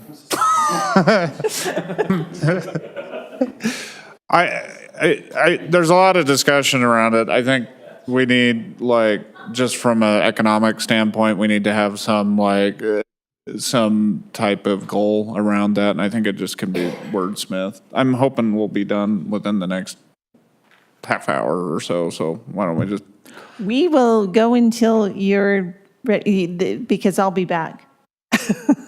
And we will continue to talk about a lot of these issues. But I think we've now gone through, the only big one left is transportation and connectivity. And so let's get to that one, and the rest of them, the parks one builds off of your parks master plan, so it's incorporating that. And then the others kind of flow from this in terms of natural resources. So can we do transportation and connectivity, and then we can call it a night. everyone else can go as long as they want, but you hit 8 o'clock and people mentally are shutting down, so. So provide a balanced transportation system that will promote a connected community and accommodate all modes of travel. That's better than multiple. Yes, yeah. Way better.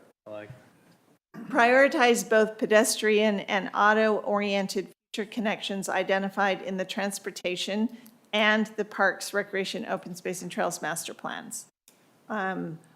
Enable pedestrian comfort through the continued development of trails, traffic lights, and congestion mitigators, such as roundabouts, as well as pedestrian crossings.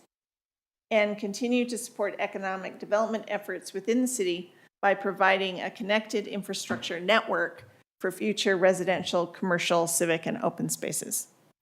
You should have started with this. This was great.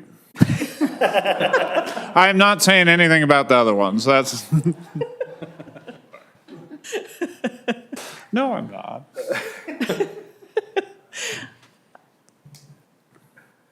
I really liked all of that. Anything stick out as maybe not clear enough? Anything missing? I don't know what pedestrian comfort is. Americans Shade.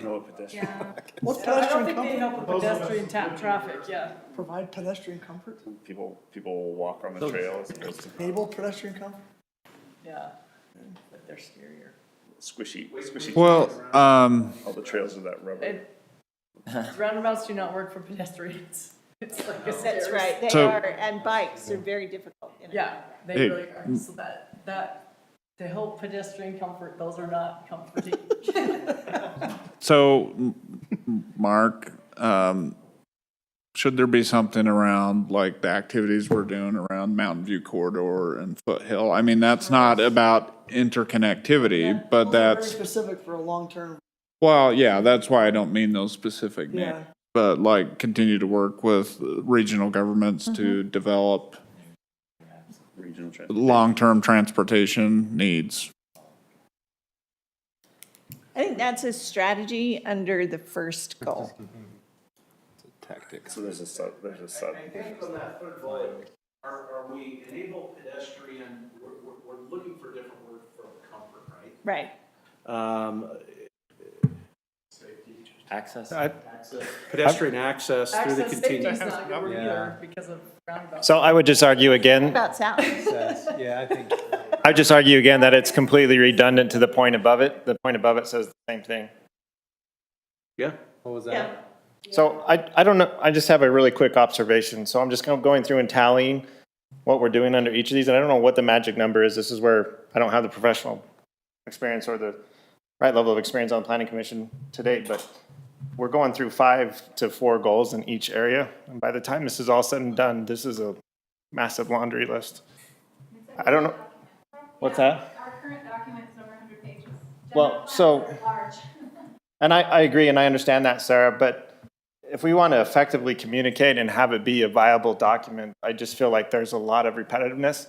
I don't know if it's just to fill the pages or to say what we need to say, but I think with some creative wordsmithing, you can take almost all of these 5 or 6 or 4 things that come under each thing and get them down to 1 or 2, and it makes it much more manageable and much more translatable and much more readable to the general public, which is really we want to convince about what it is we're going about doing. A lot of these things are just, from a wordsmithing standpoint, words matter, and there's a lot of extra words on a lot of these things that I just feel like we could do some work on. So, and again, I didn't have any part in the process. I'm not pointing fingers at anyone which way, but I feel like general plans are big documents, but there's nothing that tells us that they have to be massive documents moving forward. So I think you bring up a great point. What is the audience of the general plan? And it's twofold. One is to inform the citizens of what the general direction is that we're going. But 2, it's also the parameters that we're trying to put on the developers to hold them accountable, you know, in the philosophical side of what we're trying to get them to do. And so I don't disagree with you. I think if we could cut it back, I think that's a great goal. And I think in this particular case, if the rest of this group agrees, you could probably take out the 3rd bullet, because you're right, it is redundant. And I don't think we need a set 4 or 5 goals. I think it can be whatever you guys choose it to be. You could leave it and then carve it out later, or you can carve it out now before it goes to kind of the next, processes. I didn't mean to totally jeopardize the whole process or throw a kink in what's here, but just general observations, just going through and writing them down and looking at just the sheer vastness of it all. I feel like there's a lot of things that are said over and over again. And, you could add a word or 2 and one of the bullet points prior to, and you accomplish the same thing versus an entirely different goal. And then going out and executing all of this, I agree with you. That's part of that process. And we're adding a lot to it, I think, as a result. It's great to have a bunch of goals, but if we can't go out and accomplish a few of them, then we're just in the same boat. Well, and I agree with Commissioner Ryan, because I was thinking the same thing about, well, okay, so what city wouldn't want to provide a balanced transportation system? It's like, duh. What makes it unique to Saratoga Springs? You know, we mentioned that we want to have an identity or a special character about Saratoga Springs. That's what I would think would be the goals that were stated, so that you know, that's the aspiration that we're striving towards. And to hold the developers accountable would only happen if it's already in the code, if it's in code. So we would have an aspiration to get that kind of stuff into the code somehow. We have to think about how to do it right. But otherwise, a lot of it is just, well, every city would want to do that. And it's just, but what makes it unique to us? You know, developing water resources. Anyway, there are a lot of areas that could make it unique to us, but then we have to get it into the code, and that's what I think is what needs to be identified. Yeah, and if I could just add to that comment, Commissioner Kilgore, you've said it much better than I have. I agree. Like when I'm going through all of these, like there's nothing in my mind with these goals that differentiate what we're trying to do with this awesome like slate that we have of a city, right? We really do have opportunity, to Doug's point about where we have this unique confluence. We can build it into something very special. I think all these things are wonderful, but I don't see the things that separate us out and provide for us that unique thing that identifies Saratoga Springs as that destination to live, work, and play. Those are the words that we keep throwing out and putting back and forth. And I wrote them down. I mean, if we wanted to effectively communicate that, you tell your citizens live, work, and play. Those are things that they're going to remember. They're not going to remember the 4 or 5 goals under 4 or 5 sections under a 100-page document. And I think we can do, and I grant there's a place for that, but I feel the same as you. Like, I don't feel the things are really going to set us apart. We're setting those goals towards. We're building a community, we're building a city, but the thing that I fear the most, and I just don't want to see happen, and I'm not saying this is what's happening, but you drive down State Street in Salt Lake City, and you drive down State Street on the east side of the valley here, and you have no idea when you're jumping from city to city to city, and it's awful, and it's boring, and there's no sense of community, there's no sense of feel as you go through those cities. So I want to avoid that, and I want our goals to reflect us getting to that set apart feel. So big vision. I have no idea how to do it all. Like Mark, I apologize, but this is just my general feeling as I've been sitting here and listening to the class. I think what you clearly articulated, and I think I've seen a lot of heads nod, we need to be less verbose and maybe consolidate some of these goals going forward. I think that's a great goal. To your last point of you don't know, along some of these other communities where one begins and one ends, that's where we're very unique. If you go across the lake and if you look at I-15, you're going from Lehigh down to Provo almost, is exactly how long our city is on the west side of the lake. And so this is the opportunity for us to have, especially if that Mountain View corridor develops in a good way, we're going to have nodes along that will clearly define us. And you're still in Saratoga Springs. And until you jump on that bridge and cross the lake, you're still in Saratoga Springs. Well, and I like that. So if I could just add a quick thought to that, like that should then be stated in these goals versus, the well does that, like Commissioner Kilgore pointed out, right? Those are, and I guess maybe and that's where I don't have the experience and where you're the professional and you know that, hey, I've got to make sure that I set these clear lines in the sands for the developers, but also if there's a balance to where we can do that more concisely, plus add in the things that are really going to set us apart. Like we're shooting for the goal of these, these business nodes or whatever that you want to call it. Those are the things that I think we could point to. Thank you. I've rarely been called professional. So. Well, can I add one other thing? You brought up the concern about maintaining the sense of community, and I don't know if we've included that in any of the goals that we've seen so far, and I think that's a great point. And I think that's one of the reoccurring themes that the council has said. We kind of need to stop identifying as, I live in the benches, I live in SSD, I live in my community. Mm-hmm. We're residents of Saratoga Springs. Yes, that may be your neighborhood, but how do we mesh together and become, we're from Saratoga Springs instead of we're from Harvest Hills? And in function and even visually. Yeah, visually, like, and in function, yeah, exactly. Place to gather. Yeah, what do we call people from Saratoga Springs? You don't even have a word for that. I don't know. Point it. Awesome. Saratogans? Yeah. Are we, I think next slide is, Oh, well, all right, it's 8:03. that we might be meeting some people's bedtimes here quickly. Right, so what I'm going to say, I'm going to suggest that we don't go through these in detail.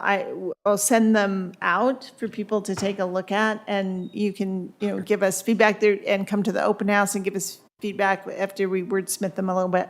But this is Parks, Recreation, Open Space, and Trails. These summarize the goals that are in your current plan, including implement a recreation center trail system, and then fund, construct, and operate an indoor recreation facility. Those are some of the key goals in there. Community facilities. Now, a lot of what is here came directly out of our public engagement process. So we have, enriching social interaction and a sense of community by providing arts and community facilities, focus on facilities and programs for residents of all age groups, continue efforts to develop a municipal campus, complete a community planning effort to evaluate the need and interest in a cultural arts facility, which is kind of duplicative to the first one, and then continue to add and expand facilities and services as the population grows and new development occurs. Now, underneath the first bullet would be strategies, and the reason I'm calling this out is because we heard a lot about this, strategies relating to a cemetery. And I know it's in the works, but we heard it a lot. Expanding the library, the footprint of the library, a senior citizen center. We also heard from the youth when I went to city council is gathering places for youth in Saratoga Springs that are not Fat Cats and at Costco. So just those are some of the things that come up as part of that goal. Yeah. For example, this is an example of what was just said previously. Right. The last bullet, for example, don't need that because are we not going to expand facilities as we grow? Of course we are. So that doesn't make us unique, but something like interest in a cultural arts facility, a municipal campus, because we don't have that yet. Those are things that I think could make us unique, and it's also aspirational because we don't have those yet. And those are things that we could somehow craft it and get it into the code so that developers pay attention, or the economic development folks really push that with developers. But there are things like that last bullet point, that's obvious, and so therefore it's not needed. And I think that's how we could really shrink this down to something that really applies to just us. And it's measurable, the third one, or fourth one. Okay, this is the new element. And so these, I'm going to tell you, these are just very general. I just put them in there as placeholders. And what we will be doing is working with you to reflect the things that you've already been doing in terms of water use and preservation and reduction. So I don't really want to spend too much time in there because this is not as fully thought through. So natural resources and sustainability. Continue to work with the Utah Lake Commission to improve water quality and visitor experience on and around the lake. Provide resources. That's going to be Utah Lake Authority. Utah Lake Authority. That's the newly created authority. Wasn't there a Utah Lake Commission? There was. Okay. It's being phased out. More. I swear I've been in their office. It's evolved. It's evolved. As mandated by the state. Okay. It's true. Provide resources to create a socially sustainable community through gathering spaces and facilities. Continue to promote practices that preserve wildlife habitat, water, and air quality, lake amenities, corridor views, and open space. Wildlife habitat, I have a hard time with us including that in there. Okay, Because we don't control the land. right. And while it would be great to say, yeah, let's keep the pronghorn here, and I'm not speaking, it's not a hate on pronghorn. I'm just saying that we really can't control that. And then prioritize those sustainable practices in development and everyday living. And then natural hazards, update development standards to create a detailed plan for earthquakes, floods, wildfires, and other potential hazards. Review and update the city's emergency preparedness plan. Continue to promote safe emergency routes and expand the emergency preparedness plan through community feedback. One of the things we saw on the map and heard about a lot was the idea of the fully assessing the impacts of the Knowles fire, not necessarily the impact of the fire itself, but lessons learned as a part of that experience and incorporating that into the emergency preparedness plan. So I don't know if you've already started down that path, but the public engagement process brought that up repeatedly. Okay. That's it. That's good. So kind of my parting feedback for the evening is I do agree with the simplification, but I don't think we're a complex city. We have lots of departments and things like that. We're not going to take this and, 5 total goals. It would be good though to have like an executive summary section of here's the key areas and here's one main point of them, that if residents, the 3 that are going to eventually look at it, besides who's in the room, they don't read it, but if someone is going to look at it, we can say, look at page X, and that outlines the vision, and then here's an executive summary of the goals of a wide, complex city that has to go through and do a lot. Doug's going to have his own, engineering, traffic, all that stuff. We're going to have different goals, but just some type of executive summary, I think, would be good. Yeah, and I also think that identifying those things that have been popping up as important in the public engagement process, whether that's the access to nature or mitigate or congestion, in that executive summary, identifying the goals and strategies that are included in the plan to do that thing that we heard was so important. And that make us unique to the point that it was there, moving up the uniqueness ones higher on the list. Right. Okay. Is it possible to have a single overarching goal for each section, and then we have the remainder of the supporting sub-goals, if you will? I really appreciate what Commissioner Ryan said. Can we talk about format just a little bit? So typically what we see is each goal then has strategies and, what's the other term? And actions. So each of the goals identified, it's more than just a goal. It then has, how do you accomplish that goal? And then that's where you get into the specifics of how it relates to Saratoga. So even though some of those goals might seem broad, when we get into how do you accomplish that, like the strategies and actions, those would be specific. And those are in the process of being drafted. It's just that they're already to 12 pages, and I didn't think we wanted to do that tonight until they've been vetted by staff. So you will see those relatively soon in terms of those specific steps that would flow. And some of them are overlapping, so it's not 1,000 steps. So our upcoming schedule. We originally had set the general plan, the next general plan open house for May 4th, but there were some scheduling conflicts. So we've moved that to May 11th, which means we're in the process of rescheduling the steering committee meeting number 4. I've got a doodle poll out with the steering committee, and hopefully we'll get that set tomorrow. May 25th. The draft general plan will go to the management team, so that's the staff, generally to make sure that everything's vetted. And then we're planning a planning commission workshop on June 8th and planning commission public hearing on June 22nd. And then once the planning commission makes whatever changes they would like and refer it to the city council, we'll begin the city council process, which at this point we're assuming would be a workshop on the 5th with your final review and hopefully adoption on the 19th. Having a meeting on the 5th of July. Is it You on? get to set that meeting.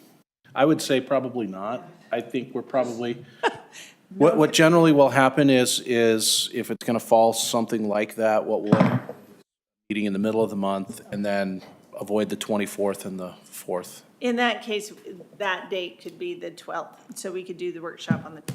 And Would we want to combine it again? Like on the 8th? On the 8th of, I think No? I think that's the planning commission's time to kind of weigh in and work through it, right? Okay. And refine it. I think we let them fulfill their role of being a good recommending body to the council. yeah, I agree. You're so nice. So you don't want to do it? I'm just. Mark, any other items? Wow. No, that was a serious question. Any other items on the agenda? No. Just the adjournment. All right, we're adjourned. thank you, everyone. Thank you, Dane. Have any